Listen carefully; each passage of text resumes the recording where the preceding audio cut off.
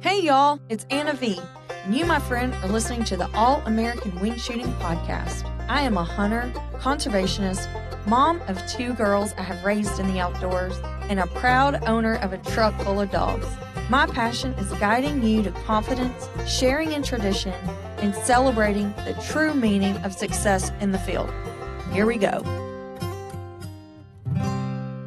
Hey everyone, and welcome to another episode of All American Wing Shooting Podcast. We have probably one of my most favorite people from Minnesota on today. We have Bret Amundson with Sporting Journal Radio, and everybody in the South, you need to find them on Instagram and follow them. They really set the bar for sharing news about the outdoor industry, and I really don't remember meeting you guys. I just feel like I've always known you. I met you at Pheasant Fest. In Minneapolis, I think, with Bob St. Pierre. It does, for sure. But yeah, you've been on my show. Obviously, we've talked a little bit. So glad to be here. Thanks for having me on. Yeah, well, I have been on your show, and it was so fun because the whole gang's on there, and there's so much banner. You guys are a blast. We try to have fun with it. We have Dan's in the background, so we'll say shout out to him. Oh, you got a shout out, Dan. Hi. Hi. Yeah, he's back there. David was with us. He just left. We just got done recording our show, and I know this is geared more towards hunting, but we cover a little bit of everything, hunting and fishing and conservation. And we had Aaron Wiebe from Uncut Angling, who's a huge YouTuber, has done a lot in the fishing world, and he recently put out a video about barotrauma. And then it was in response to a video from the Lindner Media Group here in Minnesota, and they have a show called Angling Buzz, and they filmed the Minnesota DNR doing a study about barotrauma, and there was some disagreements about study methods and things like that. So we had Angling Buzz on last week, and then Aaron. So Aaron came on today and said, we need to call this barodrama and not barotrauma. So it's been an interesting couple of weeks here with the show. Yeah, well, you guys have tackled a lot of things, too, that's overlapped, including the wolf population and stuff going on in Wisconsin, because I have a buddy over there that's working on that in the political realm. So I've been keeping up with what you guys are doing, but when it comes to the fishing, I typically just ignore it because I have no idea. Yeah. I mean, I love talking hunting. Big fishing world where I live. I mean, there's a massive bass lake here, and they host a lot of tournaments, but I just never got into it. Well, it's different down there. I think, we're living in the land of 10,000 lakes here in Minnesota, and even the Dakotas and Wisconsin, and then we got Ontario right on top of us, and Saskatchewan and Manitoba. Fishing is just such a big part of the outdoor world here. I mean, most people that hunt also fish up here, and most people that fish also hunt. You get a few that only do one or the other, but it's a seasonal thing. So a lot of people like to fish early ice, and then sometime in December. This year is a little bit of an anomaly. It's been pretty warm, but normally people are fishing early ice, and the fishing's really good, and they're like, oh, you got to come out here and fish. I'm like, man, my hunting season isn't over yet. I can hunt pheasants until January 1st, then talk to me. I'm like, I haven't even taken out my ice fishing gear yet. Right. Like we just wrapped up our deer. I was archery hunting for deer right up until the end, December 31st, and then pheasant hunting until the 1st. And then now I'll start to this week I catch up on stuff that I avoided during the hunting season because I was busy. And then I'll get into ice fishing. So, well, I don't want to jump ahead, but that sounds like you just cheated Tiny big time on hunting and given her field time. She got plenty of time in the field this year. She hunted quite a bit. I probably didn't pheasant hunt as much as I normally do. I did take her grouse hunting for the first time this year, and I brought Mika along too. But I did a lot more filming of pheasant hunts this year, but most of the time I brought Tiny with. So I even filmed an episode of Prairie Sportsman where I had Tiny with on some of the hunts. So even though I wasn't carrying a gun, I had her still running around in front of me putting up birds. So she got plenty of field time. I love her. Okay. I have to tell you something because I'm just so excited. I got a surprise this week, and I didn't expect my mug. Oh, look at that. You guys really knocked it out of the park with this. Thank you very much. Yeah, so I got a pheasant mug that says, I hunt and always will, fish hunt forever. That's right. And that pheasant right there, if you went to Pheasant Fest in Minneapolis last year and saw one of the 45 billboards that were up around the Midwest, that's the pheasant that was on the billboard. So I call that the billboard rooster. I took that picture last fall I had, it was during the hunting season, but I was just walking with a camera and I had the dogs out, and both dogs, we were walking along some cattails and we came to this corner of the cattails and both dogs went in head first. And before I could even react to it, this rooster came flying at my head and I almost threw the camera up as a defense mechanism. And I just like snapped. It was like the Matrix. Like I was taking pictures and I was matrixing underneath this pheasant like that and taking pictures of it as it flew out in front of me. And as I'm looking through the viewfinder, I noticed that some of them were in focus. And because I was just hitting I think I get 20 frames per second or something like that with this camera. And so I was just like rapid fire on this rooster. And all of a sudden, like it was like slow motion. I'm like, oh my gosh, it's in focus. And so there was a couple of really good shots that came out of it. And that was one that PF picked for their billboard. So pretty proud of that shot, and put it on mugs, put it on t-shirts. It's on. No, not this one, but I got a hoodies and t-shirts that it's on too. So going to get a lot of mileage out of it. Oh, and what a great story. It's not just a bird. Yeah. Bird.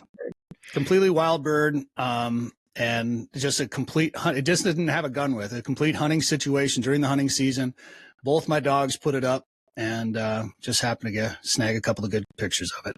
Well, I have not been pheasant hunting like that in a couple of years now. So next year I'm coming. All right. I'm going to come up there. And there's some dog trainers that are like, I've never been on wild pheasants. I'm like, you got to go. Like, I'm just going to put a big trip together and we're going to caravan to Minnesota. Yeah. Well, I mean, there's no pheasants here. You'll have to go to South Dakota or North Dakota. We'll there's no on our way.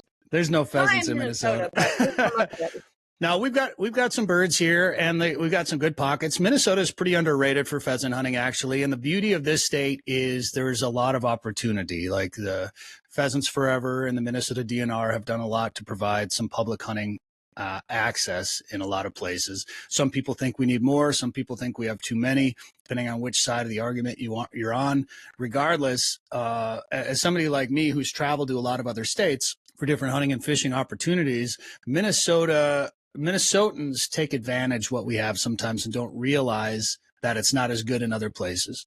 Obviously, the Dakotas are great for pheasant hunting, and they've got a lot of land access. Kansas, Nebraska's got some good access. Minnesota's done a good job of trying to build corridors of habitat to provide the wildlife habitat for pheasants or deer, duck nesting, but then also open up some access for public hunting opportunities. And you're not going to go out there and you may not see the bird numbers that you would, say, in South Dakota. And you're not going to maybe shoot as many, but you'll get a chance to pull the trigger, and you get lots of dog work. And ultimately, that's what it's all about, having some encounters with wild birds and getting some exercise and putting some meat in the freezer. Did you guys go down to Iowa? I haven't been down there for a long time. Every year we talk about taking a trip south, and I would like to one of these years. I'm gonna probably try to get over to South Dakota before their season ends at the end of January. I know a few guys that have been down there that have had some success. I bet it's been a long time since I've hunted in Iowa. But I don't take a lot of trips for pheasant hunting, not as many as I'd like to anyway. Yeah, it's hard to get up there. It just seems like now it's so far away from my normal route when it used to be my normal route. Yeah. Well, it's a lot of work. I mean, I love hunting trips, and I spend a lot of time on the road as it is, but nowadays when we travel, we're loading up our hunting or fishing gear, depending on the trip. We're loading up our dogs and all our dog gear. We're loading up all our camera gear. We're loading up our computer gear so we can transfer all the footage from the cameras to the computer. So it gets to be a lot of work to do these trips these days. But I know. And then I had to trade in for the enclosed trailer and all the decoys and the waders and just keeping your life organized. It was a lot easier when I was rolling around with just like 10 dogs. Yeah. Now that doesn't sound right. That was actually easier. I never thought I'd say that. Yeah. Doesn't seem right. Yeah. I didn't miss it, but it seems like I got down to 3 dogs, and they're stacking back up a little quicker than I thought with our future plans. So we'll see. Oh, really? I didn't sell my trailer. I was like, I have not used this in a while, so maybe I'll just sell it because somebody else needs to go make all those memories, you know? And then I'm like, no way. The day I sell it, the next day I'll need it. Yeah. So I was like, okay, well, if it's going to sit here, I'm just going to put it to use. So, I mean, Tater and I Might as well get some more dogs then. Yeah. Or borrow some. We'll just go borrow some.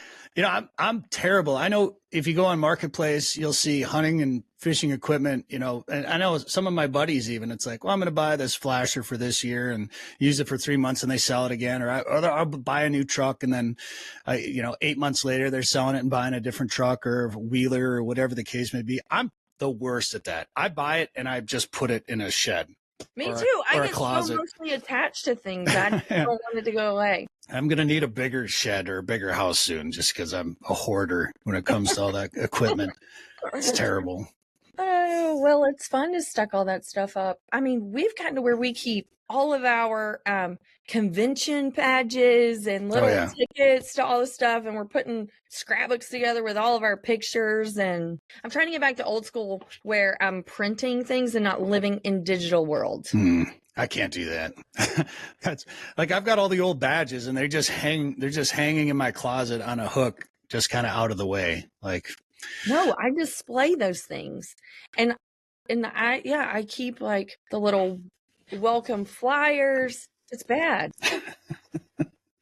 Yeah, I'm not much. I mean, I'm doing it with the girls usually, so it's like that makes sense. We're gonna grow up one day, and I can be like, "Remember when Mom did this? She was actually really fun." See, Facebook is my scrapbook. You know, sometimes I put pictures up on Facebook, and it's just for me. Like I'll create a hunting 2023 folder, and I'll put a picture up there. And I know some people are like, "Oh, social media, you're giving away all the spots, you're ruining it by putting all these things out." And I try not to put out like pile pictures or things like that necessarily, but a lot of times it's for me because I know if I made a scrapbook or something like that, I would lose it in about 6 months, or it would. After this season, post all the pile pictures you want because we forgot what that's even like. Yeah. We were still covered in mallards here up until about a week ago. I don't want to hear it. I'm not happy. We just canceled 2 trips to Nebraska and Wyoming. Gone. I'm not happy about it either. We couldn't hunt them. We just watched them. I went and took pictures, and that was all we could do. I've done everything in my power to try to convince the hunters in Minnesota that we need some later dates for hunting, for waterfowl hunting, and the amount of pushback I get is surprising. Because a lot of guys want to hunt earlier when it's warmer, when it's easier. They want to shoot some teal, whatever. That's great.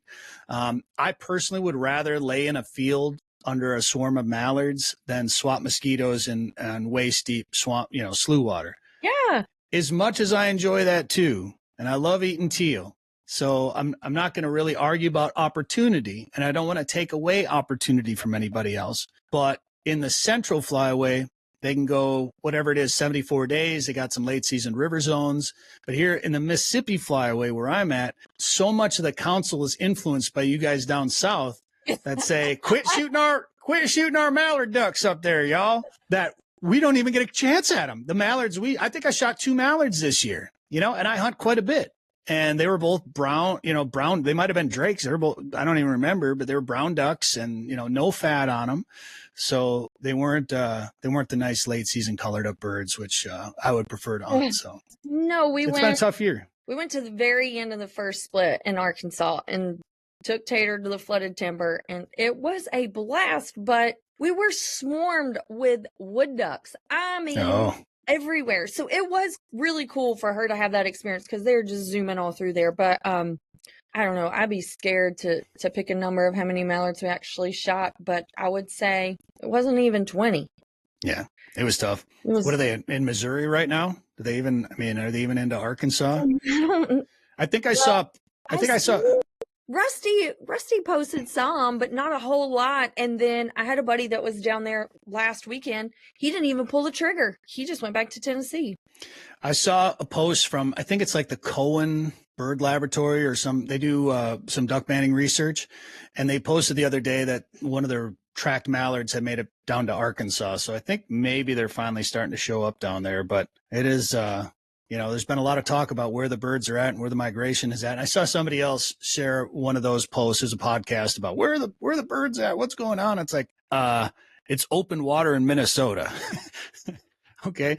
That's where the birds are. It's as simple as the weather hasn't pushed them down. So that Ramsey Russell's post, I think I saw it. It might have been. I can't remember. Where in the heck are the ducks or something like that? It's Where in the heck? That's all anybody's talking about. It's like, Yeah. how is this happening? Okay, so I got to go back to you posting on your memories on Facebook, because you know that I lost Facebook. Let's see here. Last year in August, they took it away from me, and then last December, a year ago. This would have been 2 years ago. Not this past August, maybe the August before. 6 months before I lost my Instagram, I lost my Facebook. So Facebook went away first, and I was like, okay, well, I really wasn't super active on there. But I did the same thing, and it wasn't necessarily the pictures and the videos that I had posted on Instagram. It was the captions. It was the words. It was the emotions that I put in there, because everything I do is pretty much real time. And I have so much regret not having that, because that was the story of my growth. You know, now that I've had these conversations about it, people don't realize that, like, I grew a platform as I was learning, that I didn't grow up a wing shooter or bird hunting. I've not even been doing this. This was my 7th season. And we were like, what? It's like, yeah, that's reality. And so everything that I was learning, I documented through social media, thinking we were always going to have it, right? That was like our backup plan. It was safe there. It wasn't like it was going to crash on our computer, whatever. Right. And then somebody just decided they wanted to hate me and took me out. And I feel like I not only lost a big part of my own personal journey, but even of my kids. It was devastating. So you didn't even get to keep any of the photos, or you just didn't get to keep well, I mean, I just have like the photos and stuff on my phone. I mean, I'm sure that I have them on the cloud, but the post part is where I felt like the heartbreak, because the words and that really showed the emotion of the events and the people that I was with or where I was. And you look back at some pictures in the field and you're like, I think I was here or there or what, you know? I mean, I was like traveling. Hard to remember.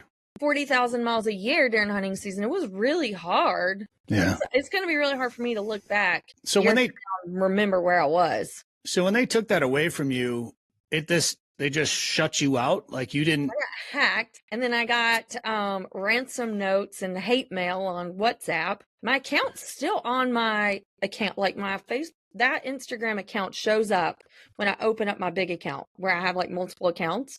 But the crazy thing is that I've been shadow banned so bad. I don't know if I'll ever be able to build a platform back on there. But I could not start a new account for a very long time. I don't know if I still can, but you get that one chance to change your name.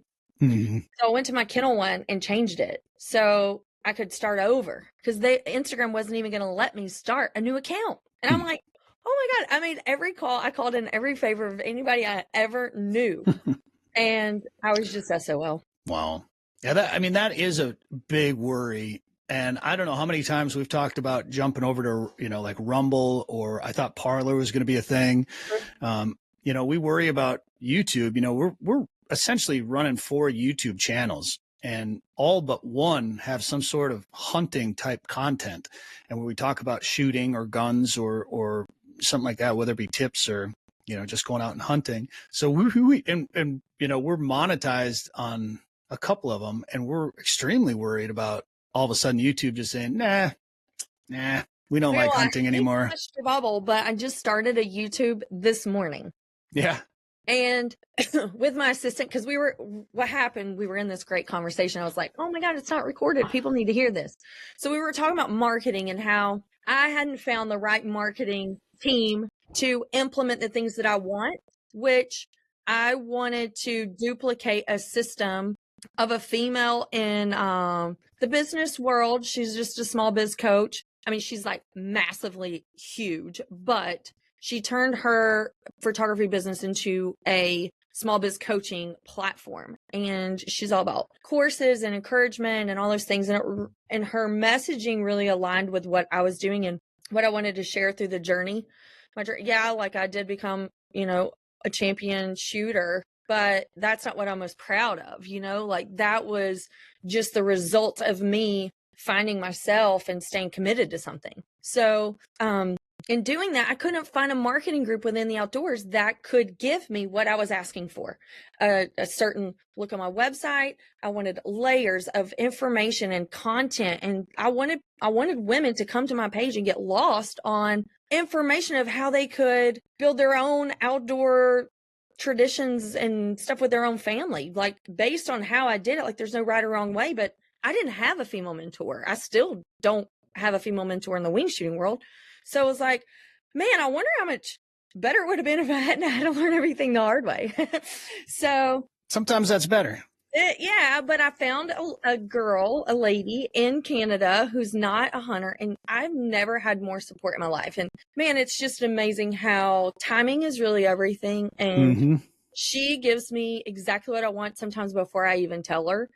So it was a perfect match. But we were talking about just the marketing aspects of things and how there's so many startups, right? There's so many people that are doing camera work and all this stuff, and they're only on the surface. Like when you go to them and you say, okay, I need to build a system, people look at you with like deer in headlights. Like, what are you talking about? I'm like, this is so normal in the business world. Why are we 20 light years behind in the outdoor world? This should overlap. Well, I think a lot of that is just because people in the outdoor world just want to go hunt and fish. You know, I mean, it's the same reason to me why a lot of people that hunt and fish don't want to get involved in, say, politics or something like that, because they just want to go hunt and fish. Oh my gosh, this is my favorite conversation. And I really feel like you guys up north want to play that we just want to be a hunter. We just want to be a hunter card. And us down here are like, no, we got to trailblaze and we got to be loud and we got to put our foot down. And you're like, no, I'm sorry, I'm lost in the woods. Well, we all just want to be lost in the woods. But when we come out, we want to still have our rights. Well, that's the problem. And that's why that's where I fish and I hunt and fish hunt forever. That's where that comes from, because we really want to make statements and fight for our rights as hunters and anglers with these platforms that we have, and not just make, hunting and fishing content, outdoor content. We want to spread messages of sustainability, of conservation, with a heavy emphasis on protecting our rights as hunters and anglers. And one thing that we talked about on our show this week, as a matter of fact, with this barotrauma discussion with Aaron Weeb, is we want to make sure that we can self-police the outdoor community and make sure that we're doing things ethically and taking personal responsibility into account, so that we don't have our government coming in and pulling things away from us or putting mandates and restrictions. Our government does it to us enough already in the name of whatever. We don't want that to happen any more than it has in the outdoor world. So it's important for people to stand up and have advocacy groups, whether it's, SCI or Minfish up here for us, or Pheasants Forever, or whoever it is. All these big advocacy and conservation groups now have people at the Capitol, some sort of government relations. We need to talk about that, because this is my pet peeve or soapbox. And I actually wrote this down to ask you what yours was, but you got to mine first, and I can't back away from it. And I can't. I think from my perspective and observation, which I know I haven't been here very long, but I have spent the majority of those 7 seasons, 365 days a year, diving into this one topic. Sometimes it makes me not as popular as I wish I was, but I'm not here to be popular anyways. I was here to be legendary and make sure that women all knew that they could do it on their own, right? I love that, by the way. I'm not here to be popular. No. I'm here to be legendary. Yes.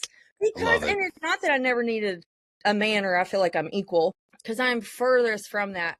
If it hadn't have been for these most precious, strange guys that are involved in organizations that mentored me along the way, I never would have made it this far, right? Because I wasn't married to a hunter, nor my dad took me bird hunting. So that's not what I'm saying. I'm saying that there's organizations, and until people dive down into the organizations they're committed to, they need to understand what that mission is for each organization.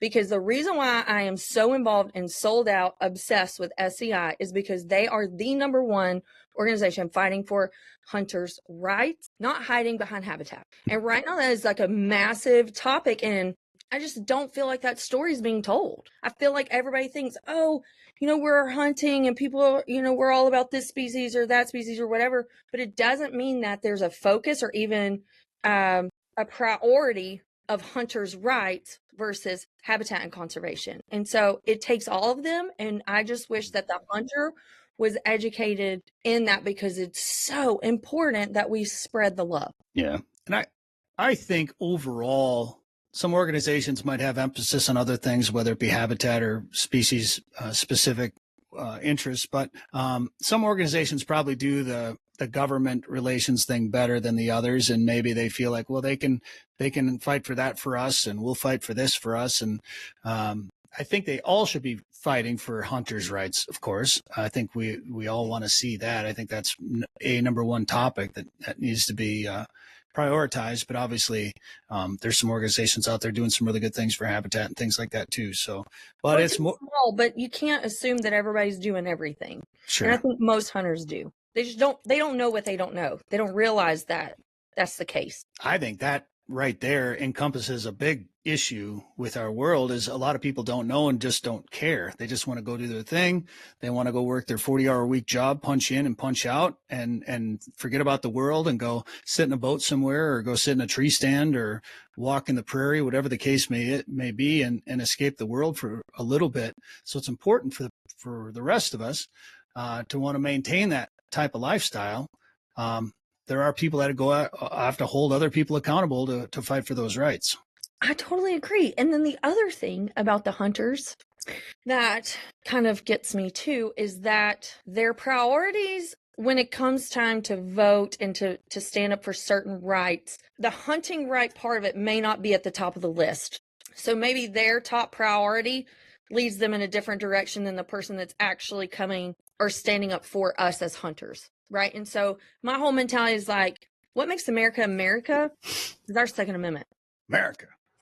So, and I get on this, and this is what got me kicked off social media. I guess people keep kicking me off my own podcast. I don't know. But I'm going to start posting everything on my website. So our emails and our email marketing may be so annoying, but sometimes for people like me, that's all we have.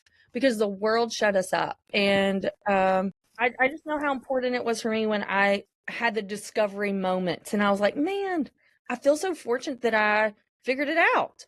Yeah. That I had people, share it with me. So I want to be where the people are that are making a difference. And my priority of making a difference is protecting hunters' rights, like first and foremost. Which is important. And I think what you talked about with voting, when people go to the ballot box, hunting may not be first and foremost, especially like you're talking about presidential elections. You got two choices and it's like, well, I'm voting for this guy or this guy. And, I think this guy's a better option, but he's not big on hunting or whatever, so it becomes a prioritizing best things for the country, of course. And what's really concerning me is when you're talking about state level elections and you talk about governor appointments for state game agencies, and you look at like the state of Washington where they've the governor appointed somebody there that's not really into hunting. And you look at some of these other states where the governor has appointed somebody, they can really put some dangerous is not the right word for it, but they can put some people into those positions that can have a big impact on our hunters' rights. And that's not something you can change at the ballot box unless you're in Colorado and can vote on the release of 5 wolves in the state for the first time, where the barely 51 to 49%, they're going to put these wolves into an area where 10% of the population lives. So now 10% of the state's 5.8 million people are going to have to deal with these wolves that 90% of the state, or 51% of the rest of the state essentially said, yeah, we want wolves in this state and you got to deal with them. How does that work? And now you look at like the state of Washington, all of a sudden they want to rewild the state a little bit. So they're reintroducing grizzly bears. Well, let's put more grizzly bears where people are. That's not going to end well. Let's put more protections on I think all those animals are great. Wolves are cool. Mountain lions are awesome. Grizzly bears are dream hunt. They're cool. But let's just slow down just a little bit and understand the ramifications of putting these animals out there. And you want to talk about wolves and deer in Minnesota, we could go on for hours about it because it's a huge controversial topic here right now. And obviously where wolves have grown, and at a time, Minnesota is the only state in the country that had them. And they've been protected and the population has grown. And consequently, our deer population has decreased. And there's a lot of outside factors, including winter severity, deep snow, cold weather. We have black bears that they also eat a lot of fawns.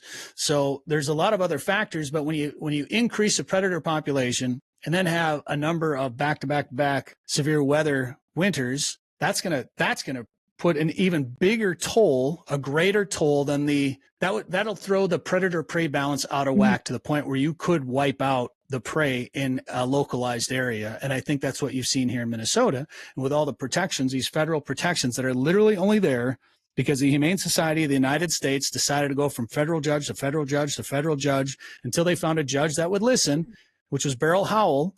And that judge decided, you're right. Wolves haven't returned to their historic areas in Minnesota, which would be, areas where there's now a metro population. So there's more than likely never going to be wolves there again. But the U.S. Fish and Wildlife, I'm sorry, I'm going on a rant here, but the U.S. Fish and Wildlife Service has set a recovery goal for the wolves in Minnesota. I think it's like 1,400. It's like 12 to 1,400 wolves. And they estimate now that we have 2,700 in Minnesota. So we're way above recovery goals. The wolves are expanding their territory. They are having an impact on deer. Some will argue how big that impact is. There are new packs forming. There's a lot of research being done on these wolves. And the state of Minnesota would love to have control. They have a wolf management plan. They would love to have control of them here, but their hands are tied. So it's literally the feds telling a state how to manage their animal population, which shouldn't happen anywhere. I mean, U.S. Fish and Wildlife Service is fine, but I think even the U.S. Fish and Wildlife guys in Minnesota have their hands tied and would probably prefer to see the state have management of some of these animals because they got sharpshooters out there killing just as many wolves that the hunters would have been. And there's money being paid to control the problem wolves. If I remember right, there was a report that came out a couple of years ago that said it was like $350,000 a year we were paying on problem wolves. And back when Minnesota had a wolf season, 2012 to 2015, we were allowed to hunt a certain amount of wolves or trap a certain amount of wolves. And the amount of hunters that applied for that tag, they didn't all get one, but the amount of hunters that paid the money would have covered the amount of money that's being spent to take out problem wolves. So you could solve. Happy. You make money and everybody's happy. Yeah. And no one's trying to wipe the wolves out. There are some people that are just completely anti-wolf, but I think the majority of the population is reasonable enough to think there's a balance where they can coexist. And I mean, when you talk predators, whether it be grizzly bears, timber wolves, rattlesnakes, whatever, anything that can hurt a human, I'm sorry, but the human is going to win that battle in the long run. And you're delusional to think that we're just going to let this world become populated with predators that can eat us. It's just not going to happen. Nobody wants to see them disappear, right? But let's keep the populations manageable. My bird dog buddy in Minnesota got tracked down by a pack of wolves. They surrounded him, and he took out like 3 or 4 of them. I mean, just to save his life, And it was a mess for him. Yeah. And he's like, "What was I supposed to do? Like, just die?" And it's like, I mean, how do you even think about having to justify saving yourself?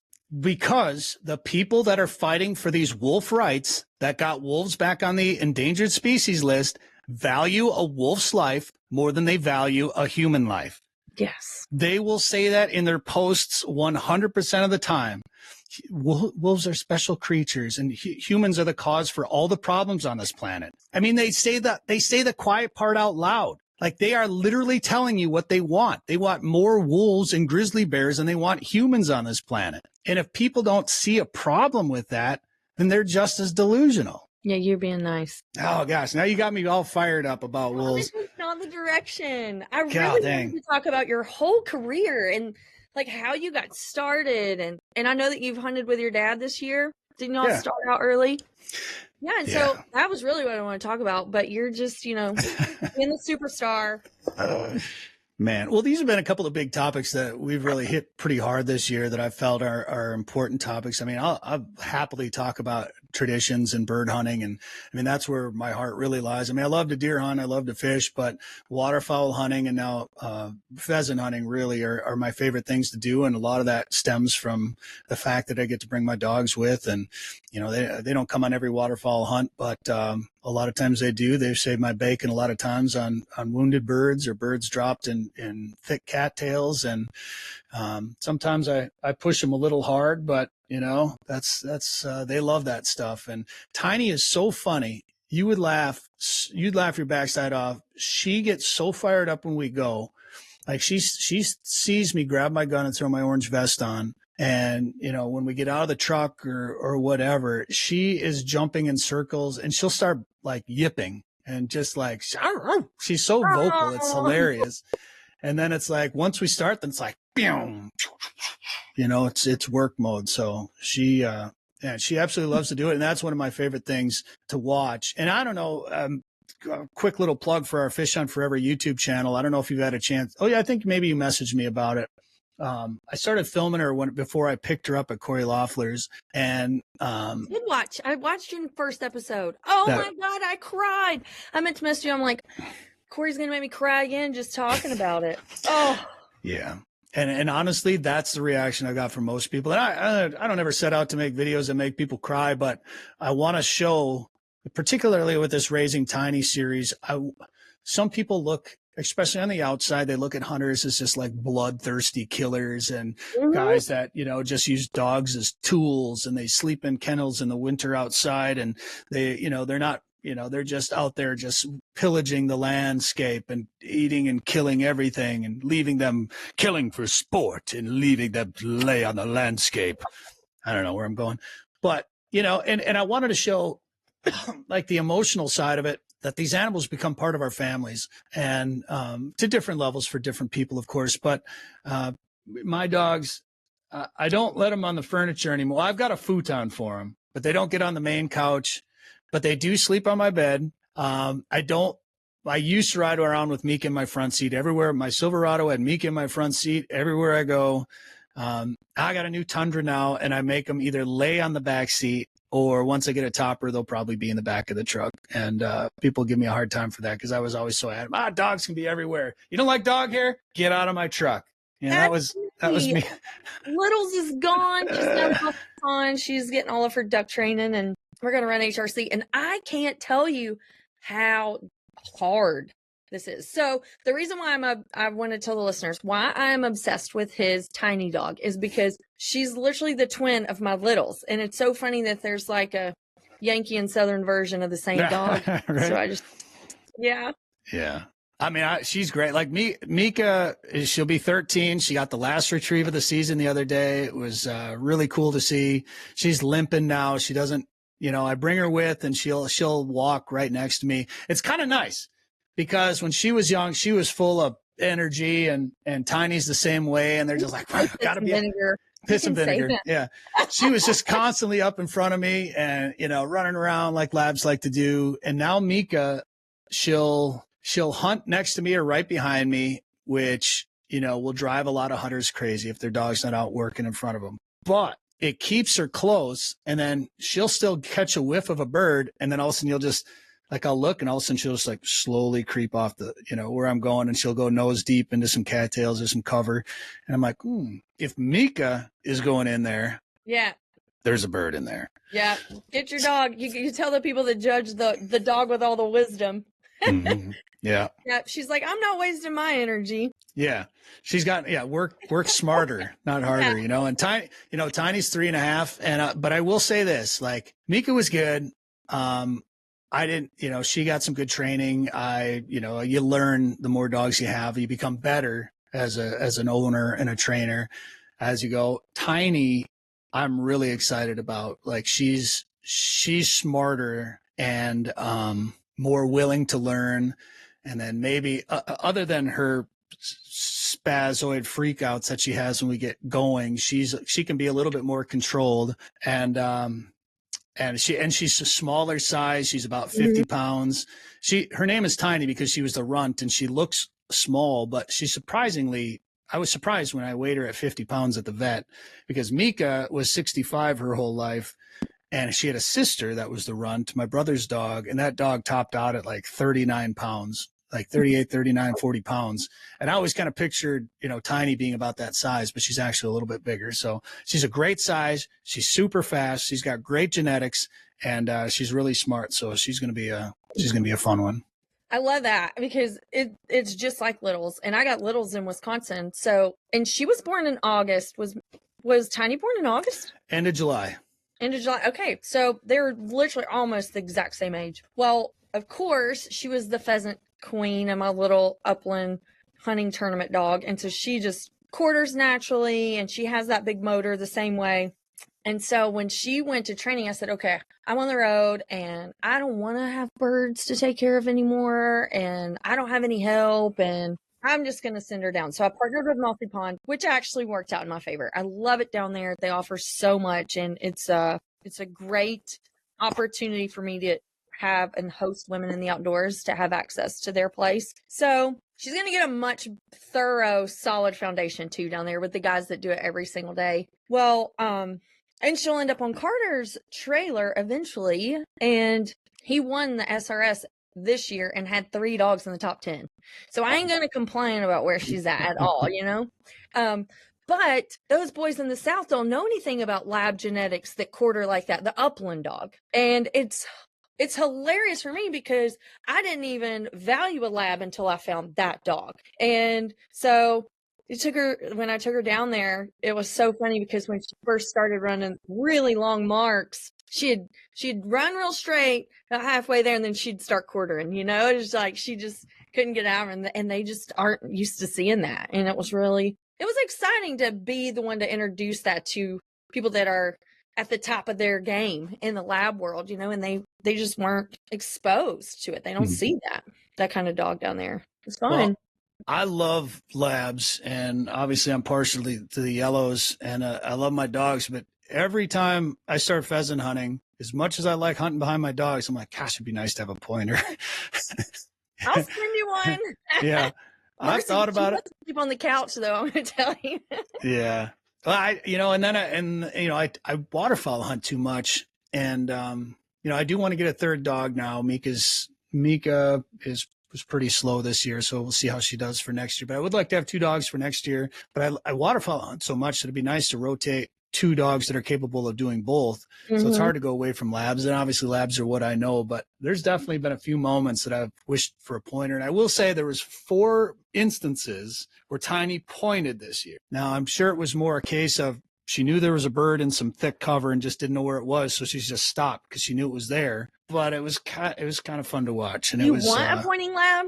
I mean, are you wanting that? I wouldn't mind. Like she's got some pointing genetics that go back a little bit. It's nothing crazy. And I've never really tried to train her for pointing or anything, but for pheasant hunting, I mean, Tiny and Mika, for that matter, who's got a lot of years under her belt, will still put a bird up. You know, if you get a runner, they'll chase that runner, and especially if I can't see them go, if it's a little taller cover, they'll push that bird up, 80 yards in front of you. And when I'm hunting by myself, it's like, okay, whatever. But when I've got some other people that are there hunting, it's obviously frustrating when a bird flushes wild or a flusher pushes a bird out of range. And that's their instinct. That's what they do. So yeah, but if the dog stays in range, then that's the thing. So, if I see them run, I try to pull the dog off the bird at least and bring them back. But their instinct, so much of that natural instinct is to chase. And so that's where a pointer would be nice or I could work on training this dog a little bit more for that. So ding, ding, ding, ding. Yeah, I mean, it's there. She's young, but I don't know.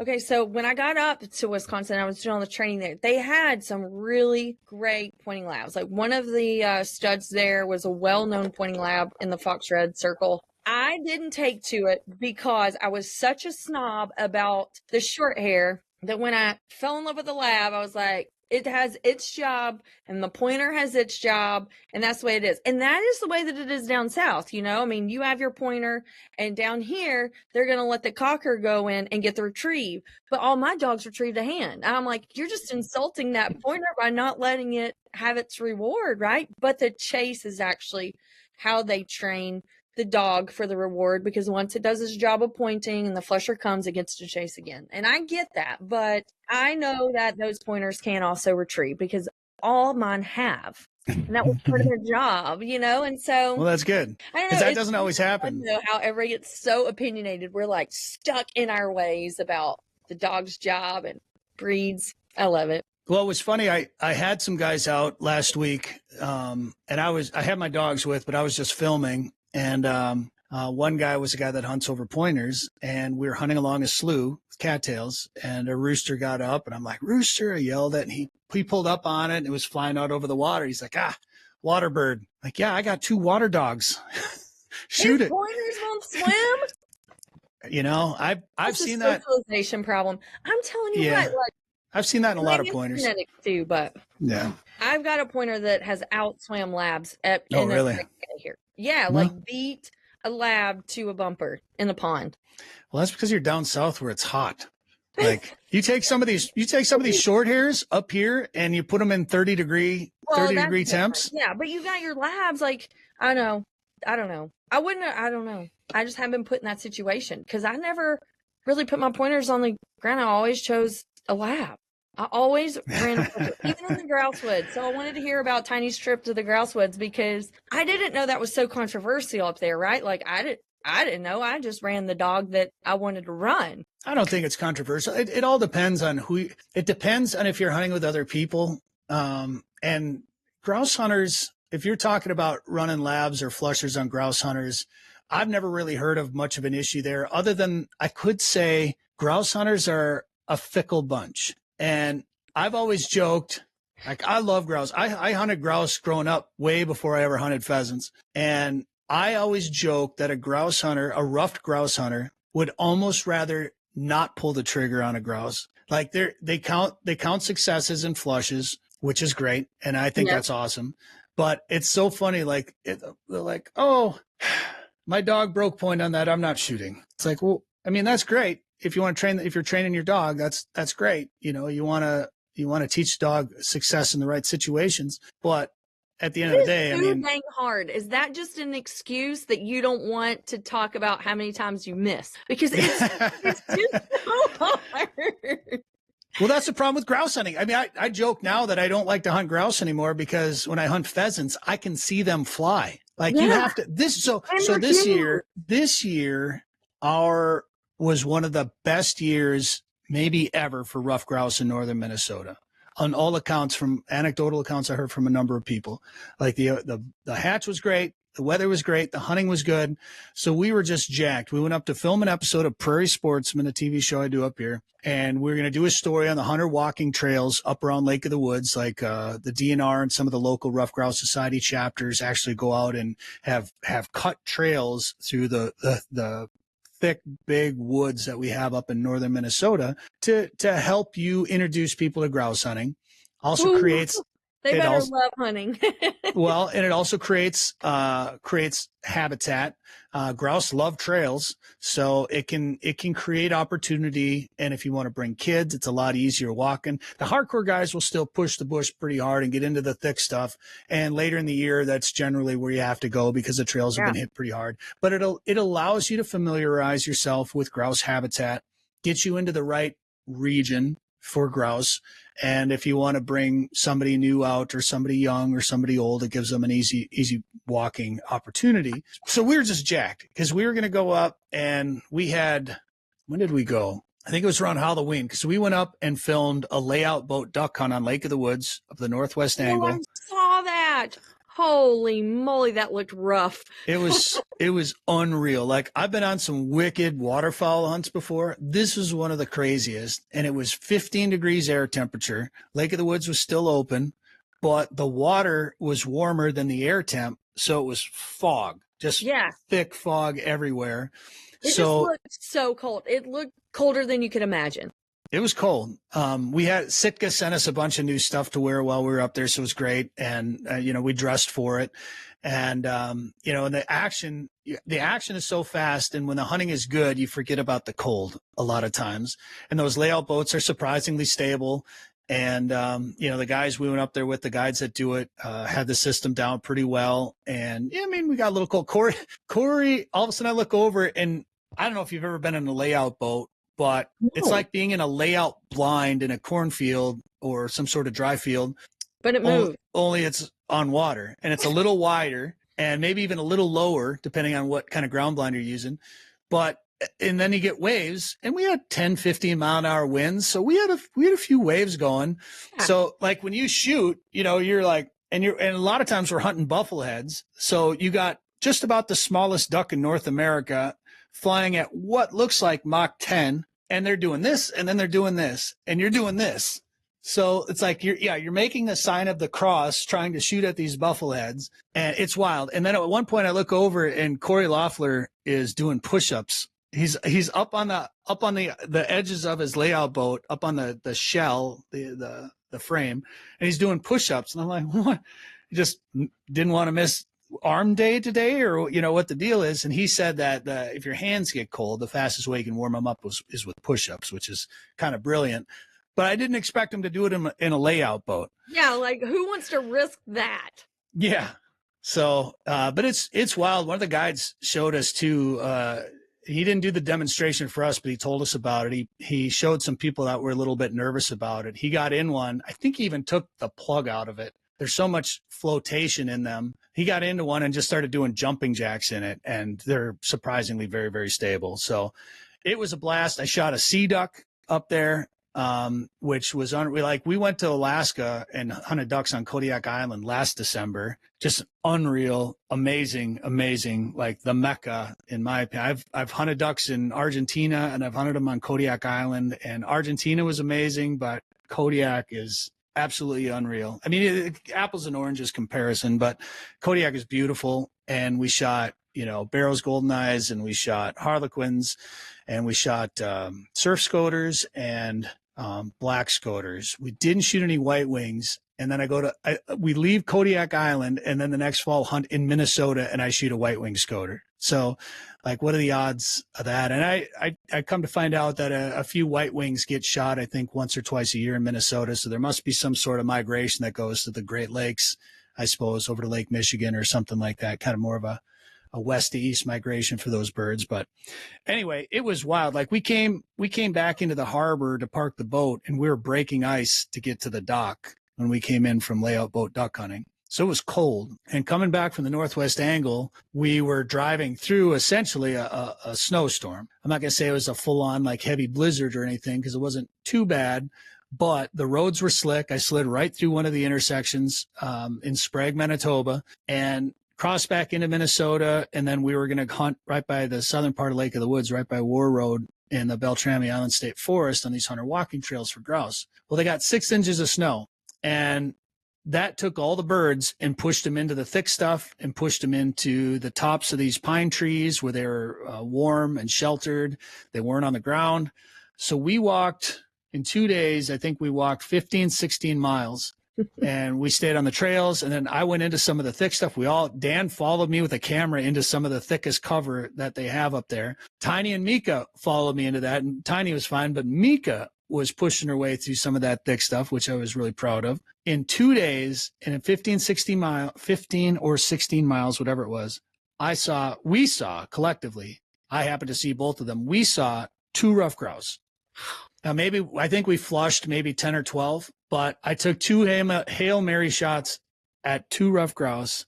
So, I mean, we were driving up there. We had the recipes picked out on how we were going to cook all these grouse that we were going to shoot. They're going to be falling out of the sky, just landing right in the back of our vest. And we did not shoot a single one. So it was neat country. The dogs liked it.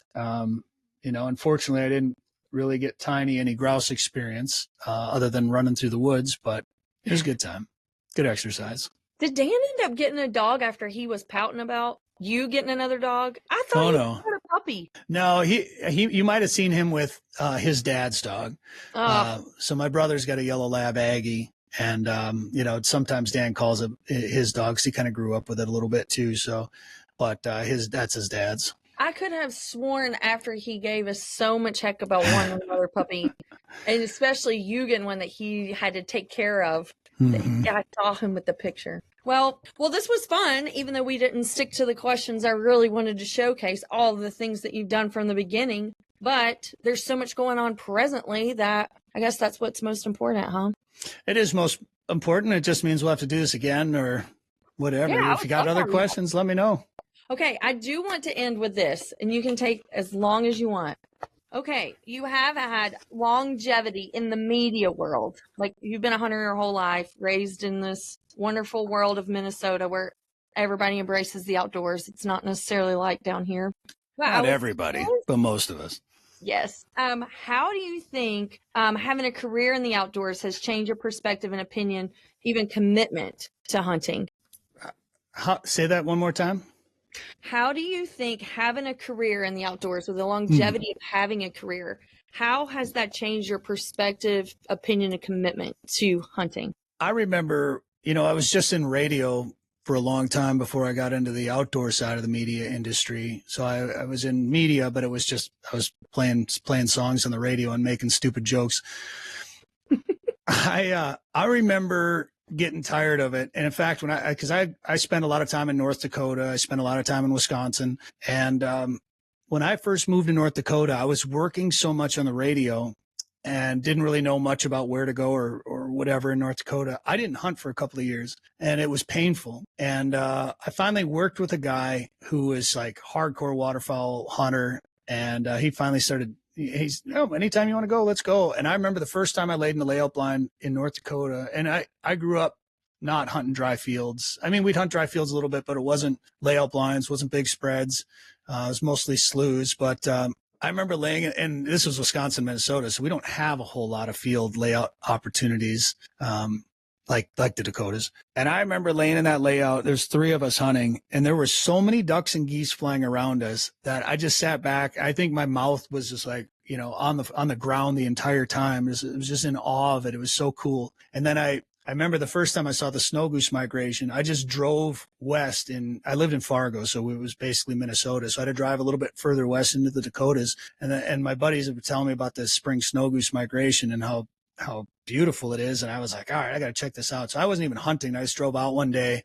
I remember parking on a corner, and in North Dakota, the joke is you can watch your dog run away for 3 days. That's how flat it is. So I just sat on a corner, and from as far as I could see to the west to as far as I could see to the east looking north, it was just lines of snow geese flying over, and it just like blew me away. And I finally said to him, I said, I need to do something different, and I need to do something in the outdoors. I want to keep doing what I'm doing because it's what I know. I'm okay at it, not very good at it, but it's close enough. And he said, it's going to ruin it for you. He said, once you take the outdoors or hunting and make it your job. Oh, my battery died. Can you throw another battery in that? Can you throw another battery in that camera, please? I could probably switch. Let's do this. Maybe. No, it's not going to let me switch. He said, anytime you're going to take hunting and make it your job, it's going to ruin it for you. You're going to get sick of it. And, it's going to become, there we go. It's going to become an issue for you. So I took his advice, and I made sure that whatever I did was not going to diminish my passion and my love for the outdoors and love for hunting. So I want to make sure that what I did for a job was on my own terms. So I basically created my own company. And yeah, I don't own the TV show Prairie Sportsman. I work for that show, but everything else I do is my own company.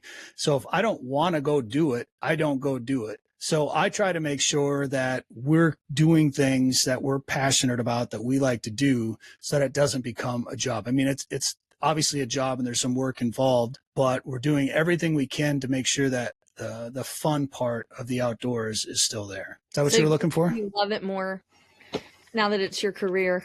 Oh, man, I tell you what, I enjoyed it before. I absolutely love it because I'm getting paid to do it. I'm not getting rich, but I'm getting paid to do it. And I get to do it on my terms and get to do it every day. So it hasn't really become a job. There's work involved, but I wouldn't say it's become a job. So 100%. I've gotten to do so many cool things in cool places because of this job. So I have no regrets, and I probably do love it more. I can totally agree. And I kind of fell into this without planning. Like, you had a plan. I didn't even know you could have a job like this. It just kind of happened. But I think the thing that I cherish the most about it is the people. Yeah. The best people. They're most of them, for the most part. Yeah. I mean, it's great. I joke too that everyone in the outdoors is your best friend at the bar, but not when you show up at the same hunting spot, but ultimately we all enjoy the same things, and, we're like-minded. I mean, that's, as a human as human nature to be attracted to people with like-minded interests and want to be around those type of people. And for the most part, people that like the outdoors are good people. They, despite what some anti-hunters think, we care about the land, we care about animals and wildlife and the environment and all that stuff, and want to see it preserved forever. But we also want to go out there and hunt these games and provide nutritional food and know where our food comes from and live off the land if we want to and have that ability to do so. So I know we live in the poultry, like broiler capital of the world. That's where we live. Okay. We don't eat chicken. I have a freezer full of goose, venison, and we have our own beef. And I don't even think about it until somebody brings it up like that. You know, it's like we go to the grocery store and we stay in one little section because we just get our produce and we're out of there. Yeah. You know? And so it does change your perspective. And then I think I've done it for so long that you just forget how normal society lives. That's the truth. Yeah. That is 100% the truth. Yeah. And unfortunately that part of society is bigger than our part of society, which is scary at times because they have more power at the ballot box sometimes. So, but I do think that in a weird sense, COVID helped that it allowed more people to look at the outdoors as a way not only to recreate, but also provide. And they didn't have to go to a grocery store and, you know, if the store was even open, you know, stand around with other people coughing and hacking, and you can go out. And I love chicken. I'll take some of that chicken that you got down there, but I never buy it because I shoot pheasants. So usually pheasants are my chicken unless I'm at a restaurant or something. And then they get weird if I bring a pheasant in there. So, and unfortunately, I didn't shoot a deer this year, so my red meat selection is a little light. But I've got a lot of goose, and I just bought a new grinder. I bought the 1.5 horsepower from Meat, and I just opened the package yesterday, and I got a freezer full of goose, and I'm going to make some goose burger that I started doing this year, and it is it's amazing. It's so good, and it's like I haven't bought hamburger at the store for a long time, so not that I was buying it much before anyway, but it's really good. I mix it with bacon.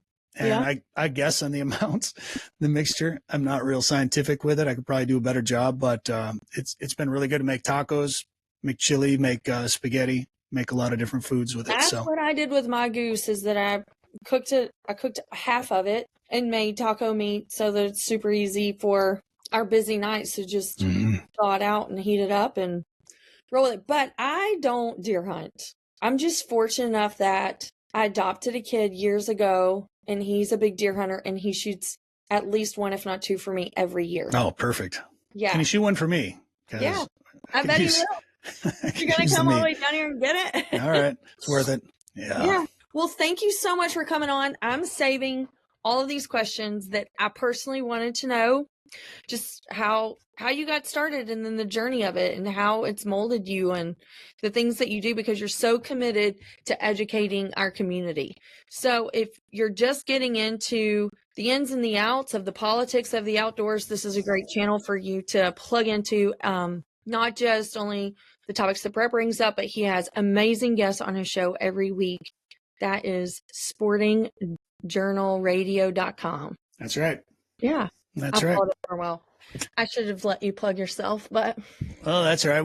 You can watch it on YouTube. So Sporting Journal Radio's got a YouTube channel. We just added a North American Waterfowl podcast series to that same channel. So we started a waterfowl only podcast. I actually recorded those interviews in 2021. And then during COVID, when I was starting this whole video type, because we were all at home. So we started doing interviews like that. So I was trying to find the craziest band story in the world. So I interviewed a bunch of people about bands, and it led from some crazy band stories to banding research. I interviewed guys out in California, a guy here in Minnesota that does some banding. And then I tracked down, it's not waterfowl, but it's the longest migration ever recorded from a bird. And I interviewed the bander for that, and that'll be the final episode that I'll put out for this season. So I think we got 4 North American Waterfowl podcast episodes out right now at the time of this recording. I can't So wait. those are there. And then we got Fish on Forever YouTube channel. And that's where you can see the Raising Tiny stuff, our layoutboat.com, our Kodiak film. We did all that there. It's all hunting and fishing stuff. And then Prairie Sportsman YouTube. That's the TV show we do up here. We're just about to kick off a new season of that show. And then I do a fishing YouTube channel from Saskatchewan called Tassin TV at Tassin Lake Lodge. So all kinds. I always tell people just go to bretamundson.com. And you can see links to everything. And that's just one site. You'll see everything all there. Well, thank you. Keep us posted. Tag me so that I can share this with everyone because you guys never sit still. It's busy, but it ain't a job. No, that's really awesome. Until next time, I am filing these questions. We're going to get into history. We're going to get into longevity. And I think the importance of that is sharing messages of how others can create the life that they dream of. Absolutely. Thanks for having me on. Bye. See you later. The dawn's finally breaking as I leave this sleepy town. The sun is slowly rising and the fog is on the ground.